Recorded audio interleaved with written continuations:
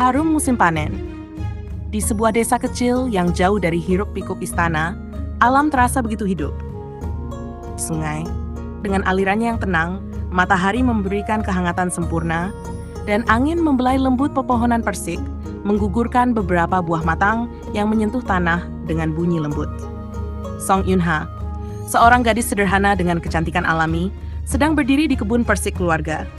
Gaunnya yang berwarna pastel terburai tertiup angin, senyumnya cerah, memancarkan kehangatan yang membuat siapapun yang melihatnya merasa damai. Ia baru saja memuji para pekerja atas panen yang melimpah. Ini semua berkat kerja keras kalian. Aku benar-benar berterima kasih. Salah seorang pekerja tersenyum malu-malu, sementara yang lain mengangguk penuh semangat. Pelayan Cha, sahabat sekaligus pengikut setia Yun-ha, menghampirinya dengan membawa keranjang penuh buah persik dari ujung kebun. Nona, panen hari ini sudah selesai. Aku harus mencuci pakaian ke sungai. Tunggu sebentar. Aku akan menemanimu ke sana. Aku butuh udara segar setelah ini. Setelah memberikan instruksi kepada pekerja untuk membawa semua hasil panen ke rumah, Yun-ha mengambil keranjang kecil dan keduanya berjalan bersama menuju sungai. Sepanjang perjalanan, mereka berbicara santai, membicarakan panen, pekerja, dan sedikit gosip tentang pasar di desa tetangga.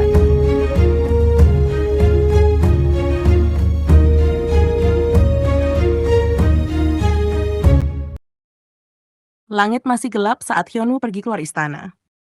Dengan pakaian rakyat jelata dan wajah tanpa mahkota, ia adalah bayangan dirinya yang sesungguhnya, tanpa nama, tanpa gelar. Langkah kudanya memecah hening subuh, sementara pikirannya didera badai kenyataan. Ibu kandungnya telah tiada tanpa pernah ia temui, dan kakak yang ia cintai sepenuh hati ternyata bukan saudara kandungnya. Kekacauan itu menggema di benaknya, seperti gelombang yang terus menghantam tanpa henti. Udara pagi yang dingin menggigit kulitnya, tapi ia berharap itu dapat mendinginkan bara yang menyala dalam dadanya. Ia tak menyadari seberapa jauh kudanya telah membawanya. Dengan kepala penuh pikiran dan langkah-langkah kuda yang berderap tanpa arah, waktu seolah membeku. Ketika kesadarannya kembali, langit mulai berubah warna. Matahari yang tadi gagah di atas kepala kini perlahan terbenam di cakrawala. Ia sampai di sebuah hutan. Pandangannya menangkap burung liar melesat di langit. Ia membidik. Tangan yang gemetar karena emosi kini menjadi kokoh. Anak panah melesat tepat mengenai sasaran. Tapi kemenangan kecil itu tidak membawa ketenangan. Ia menyerahkan burung itu kepada seorang pria tua yang lewat di jalan setapak, mencoba menemukan sedikit arti dalam tindakannya. Tiba-tiba, seekor kancil melintas cepat di hadapannya, seolah memanggilnya untuk mengejar. Dengan panah siap di tangan, ia berlari. Kakinya menghantam tanah hutan yang lembab, mengikuti jejak binatang itu, hingga ia kehilangan jejaknya di tengah semak belukar. Dari kejauhan, suara gemericik air mengundang perhatiannya. Ia mengikuti suara itu, menyibak daun-daun lebat, dan menemukan sungai yang mengalir jernih di sela bebatuan hitam. Hyunwoo berhenti. Napasnya memburu. Ia berdiri di sana menyerap keindahan yang ditawarkan alam, sesuatu yang tak pernah ia rasakan di balik dinding istana. Matanya mengikuti aliran air dan tiba-tiba berhenti. Di tengah sungai, sosok seorang gadis. Seorang gadis berdiri dengan anggun. Seluruh kakinya terendam di sungai, menciptakan riak kecil yang mengitari tubuhnya. Separuh tubuhnya terendam air, tetapi gerakannya memancarkan keanggunan yang tak dapat dijelaskan. Gadis itu bermain-main dengan air. Tawa kecilnya mengalun bersama arus. Sebuah selendang merah muda melambai di tangannya, berputar seirama dengan tariannya di sungai. Hyunwoo terpaku. Jantungnya berdetak kencang lebih cepat dari sebelumnya. Napasnya tercekat, dadanya sesak oleh keindahan yang baru pertama kali ia saksikan. Tanpa sadar, ia merunduk, mencoba menyembunyikan dirinya di balik dedaunan lebat. Tapi matanya tak mampu berpaling. Hatinya berperang, antara rasa malu karena menjadi saksi tak diundang dan rasa ingin tahu yang membara. Siapa dia? Pikirnya, sambil menggenggam batang panah di tangannya yang kini terasa dingin. Gadis itu tampak tak sadar bahwa ia sedang diawasi. Ia melompat kecil, mencipratkan air ke udara, sebelum kembali berputar dengan selendangnya. Adegan itu begitu indah, hingga Hyunwoo lupa bernapas. Namun, pada saat itu pula, perasaan asing merayap ke dalam hatinya. Sebuah perasaan yang membuat segala kekacauan yang ia bawa dari istana seolah menguap begitu saja. Nona, Apa kau sudah selesai bermain air? Pekik seorang gadis di tepi sungai. Suaranya menggema lembut namun tegas, memecah keheningan senja. Ya, mereka adalah Yunha dan pelayan Cha. Pelayan Cha berdiri dengan keranjang penuh pakaian basah di lengannya. Wajahnya penuh kekhawatiran bercampur lelah. Ia mengisyaratkan gadis di tengah air agar segera naik ke tepi. Yunha dengan senyum tipis menjawab iya, seraya menyibak air dingin yang mengalir di sekitarnya. Langkahnya ringan, namun memancarkan keanggunan yang alami. Cahaya matahari yang mulai meredup, memantulkan siluet tubuhnya yang basah, menambah pesona yang tak bisa diungkapkan dengan kata-kata. Di balik semak, Pangeran Hyunwoo berdiri terpaku. Ia bahkan tidak menyadari sejak kapan dirinya berhenti bergerak, memerhatikan gadis itu dengan napas tertahan. Jantungnya berdegup lebih cepat dari aliran sungai di hadapannya, sementara kerongkongannya terasa kering, seolah-olah menolak segala bentuk kata-kata. Tiba-tiba, selendang merah muda Yunha hanyut terbawa arus sungai. Hyunwoo melihatnya, ingin berteriak memperingatkan, namun suaranya hilang entah kemana. Lidahnya keluh. Ia hanya bisa memandang saat gadis itu melangkah semakin jauh. Sosoknya perlahan tertelan oleh rimbunan dedaunan di kejauhan. Hyunwoo bergerak, hampir tanpa sadar.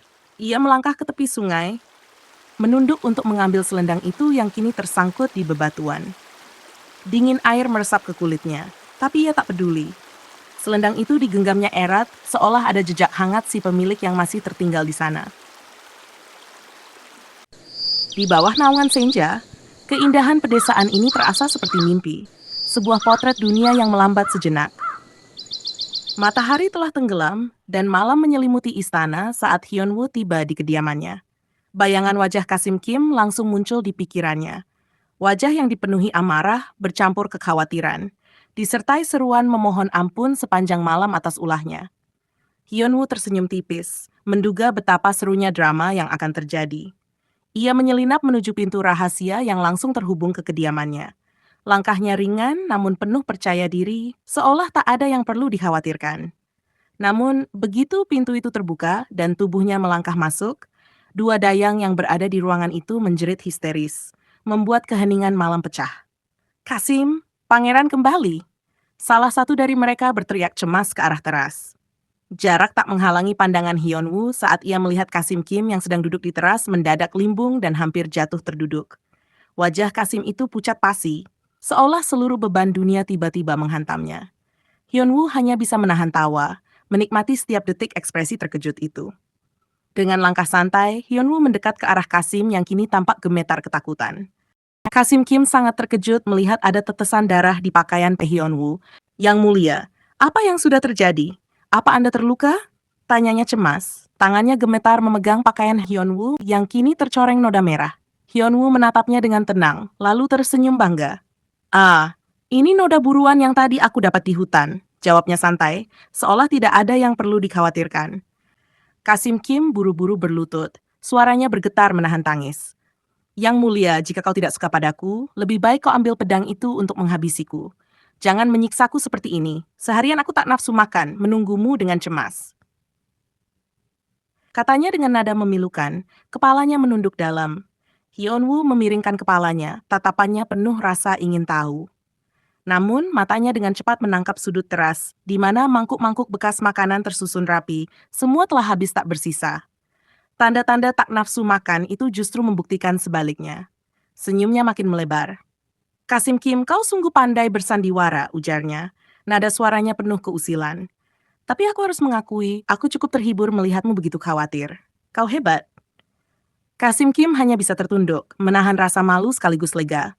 Meski hatinya penuh gejolak, ia tahu satu hal, pangerannya kembali dengan selamat. Dan itu cukup baginya untuk menghadapi hari esok, meski penuh kecemasan baru. Kasim Kim merasa lega melihat Pangeran Hyunwoo makan dengan lahap. Setelah sepekan ini, Hyunwoo sering mengabaikan makanannya dan tidak tidur nyenyak, seolah-olah pikirannya penuh dengan sesuatu yang mengganggu. Pergi berburu di hutan tampaknya memberinya sedikit ketenangan, membuatnya sejenak melupakan segala permasalahan di dalam istana. Pikir Kasim. Namun bukan buruan, ada sesuatu yang lebih menarik perhatiannya di sana. Setelah menyiapkan tempat tidur untuk Hyunwoo, Kasim dan para dayang pamit untuk kembali ke tempatnya. Saat ia hendak meraih pakaian kotor yang tadi dipakai Hyunwoo, sebuah suara menghentikan gerakannya. "Jangan sentuh itu," cegah Hyunwoo, dengan nada yang lebih tajam dari biasanya. Kasim sedikit terkejut dan berhenti sejenak. Matanya mengikuti gerakan Hyunwoo yang meraih selendang merah muda yang tergeletak dekat pakaian kotor.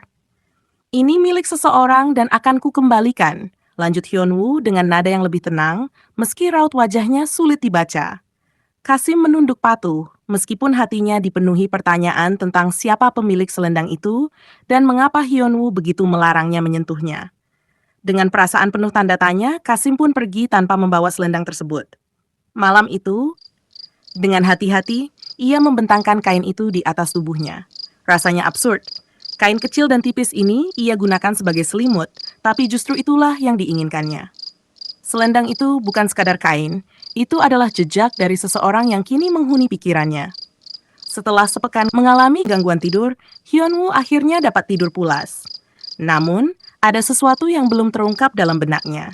Sesuatu yang tetap menghantui meskipun dia kini tertidur lelap. Dalam gelap tidurnya, ia berharap melihat sosok gadis itu. Mungkin sedang tertawa atau menari dengan riang. 모든 순간이 전부 그대로 다 물들어 그대가 내 맘에 온 날부터 세상은 온통 그대죠 사랑이라는 말로 모자란 마음으로 말할게요 내 모든 순간도 내 모든 이유도